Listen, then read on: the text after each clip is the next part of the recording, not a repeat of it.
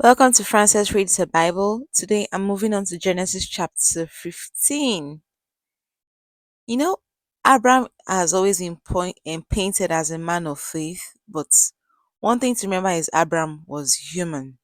So in 15, first verse, God, he had a vision and he heard the Lord say to him, "Do not be afraid, Abraham.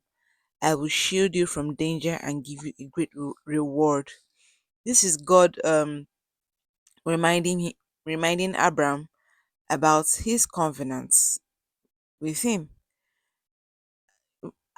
Sometimes Abraham could see God, God would appear to him, but now Abraham had a vision. Unless it was an open vision, a closed vision. Maybe he was awake or he was sleeping. I have no idea. But imagine being able to hear from God in different ways. Abraham had visions, God would appear before him. He spoke to God. God met him in different ways. So God is just reminding him here about his promise to Abraham.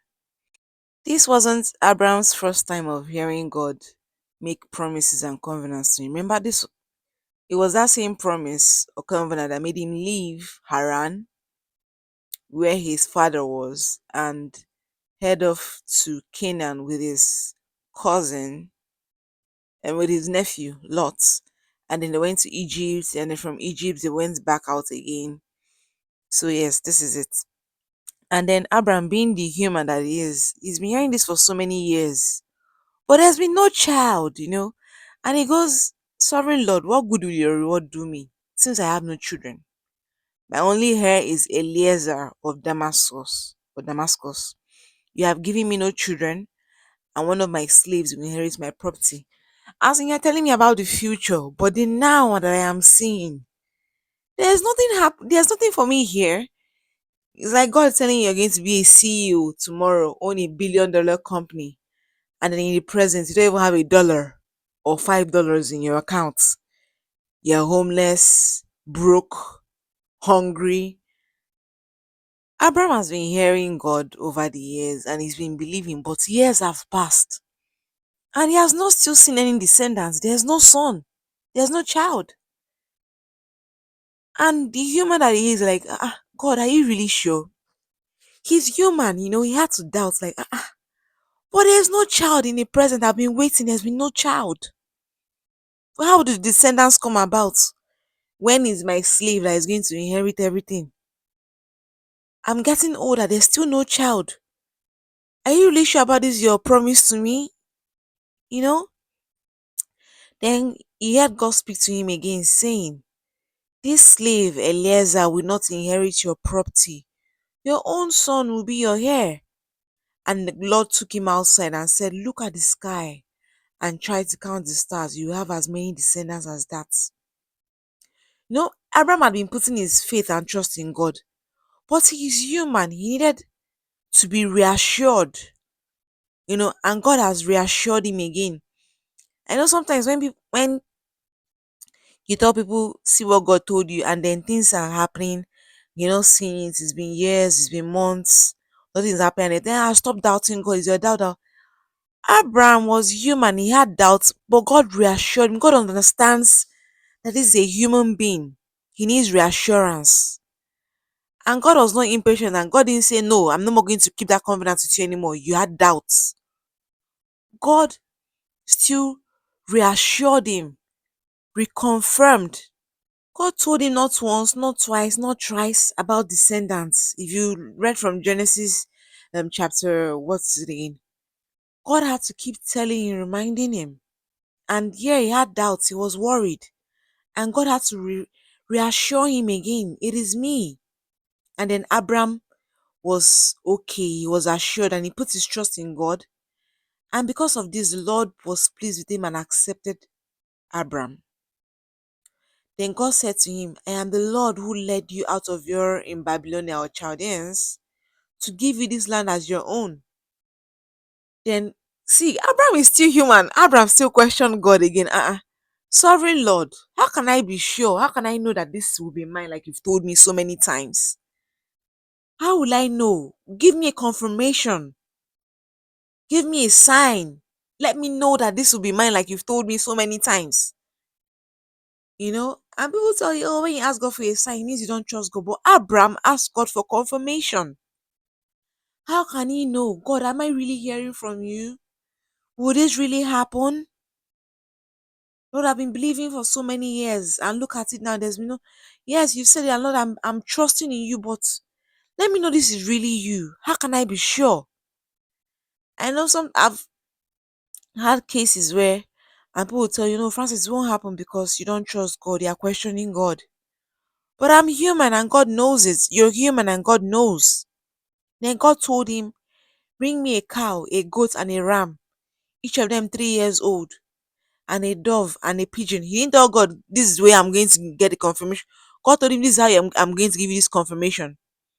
Then Abraham brought the animals to God, cut them in half, and placed the halves opposite. And he cut them in half, and Abraham placed the halves opposite each other in 2 rows. But he did not cut up the birds because those were little. And then vultures came down on the bodies, but Abraham drove them off. Of course, vultures can't be the sign he was waiting for. Those are from the devil. So Abraham kept waiting for the sign and the confirmation from God that it was really God, and all the things he had heard from God really happened. You know, some of us would have mistook the vultures coming down to eat the animals as a sign from God. But Abraham knew, no, this cannot be God. So send vultures. No, there's nothing miraculous about this. Come on, get out. And he drove the vultures away. Then when the sun was going down, Abraham fell into a deep sleep, and fear and terror came over him. I wonder why fear and terror came over him. I think fear and terror came over him because it's since morning and this is evening and there's still nothing happening. These animals are still here. I've not seen any sign from God, and I'm falling asleep already. Then God said to him, your descendants will be strangers in a foreign land. They will be slaves there and will be treated cruelly for 400 years. But I will see, God had already seen the future into 400 years to come. God already knew what was going to happen. You see, that's why I say God is the omniscient God. He's the all-knowing. He's the omnipotent. Or as we say in Nigeria, the omni-knowest. He already knew what was going to happen. 400 years to come.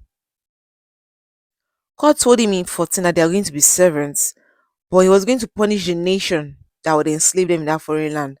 And then when they will leave, they will take great wealth with them. God saw this 400 years before. It happened. And he told Abraham, you're going to live to a ripe old age. You will die in peace and you'll be buried. It will be 4 generations before your descendants come back here to this land I have promised your descendants.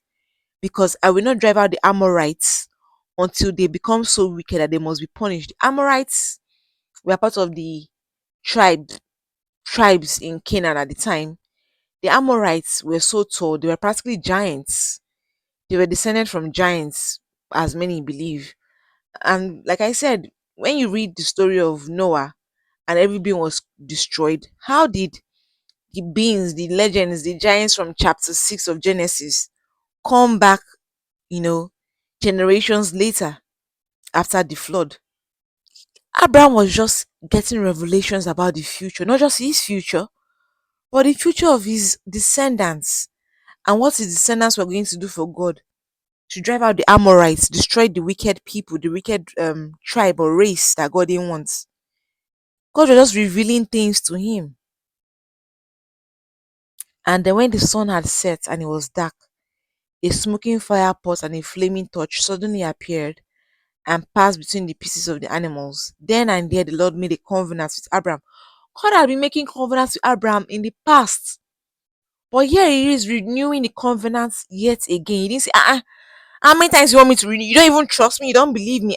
Why do I have to keep renewing this covenant with you? But God understood Abraham was human. And then he promised him again, I promise to give your descendants all this land from the border of Egypt to the Euphrates River, including the lands of the Kenites, the Kenizzites, the Cadmonites, the Hittites, the Perizzites, the Rephaim. The Rephaim were believed to be giants. the Amorites, giants again, the Canaanites, Girgashites, and the Jebusites. God did not get angry. God did not get angry and say, "Ah, Abraham, you're supposed to have faith once. I've told you many, many years ago. Why are you doubting me again? In fact, I'm not doing it anymore." And that's what many would like us believe or have been made to understand by some people. But then it's clear here that Abraham was human. God had to keep reminding him about this covenant, renewing it, promising him every time. Abraham was like, "Are you sure?" And then once God, assured him, Abraham believed, and God was pleased that, yeah, he believes again. He didn't believe once and stayed with it. When people say Abraham was father of faith, he had doubts. He was human. And God understood that he was human. And God, being the all knowing, omnipotent, had to keep reassuring. God even gave him a sign that, yes, this is the sign that you're hearing from me. This is a confirmation that you've been hearing from me all these years. I've been repeat. God didn't say, why would they have me repeat it? Why even asking me for a sign? Are you testing me? No, God gave him reassurance, not once, not twice in this, not once in this chapter, but more than once. So, champs, I don't know what it is, but just know that God knows you. God understands you. He hasn't given up on you. He hasn't rejected you because doubts crept into your mind. But the thing with Abraham was he kept every time God reassured him, he believed. He didn't stay long in a place of doubt. I think those are things I've learned from this chapter. And as always, I'm not a pastor. These are just my thoughts. You can still check this out on YouTube. I hope it helps you somehow. And this is Frances Reads Her Bible with me, Frances Okeke. Goodbye and God bless you.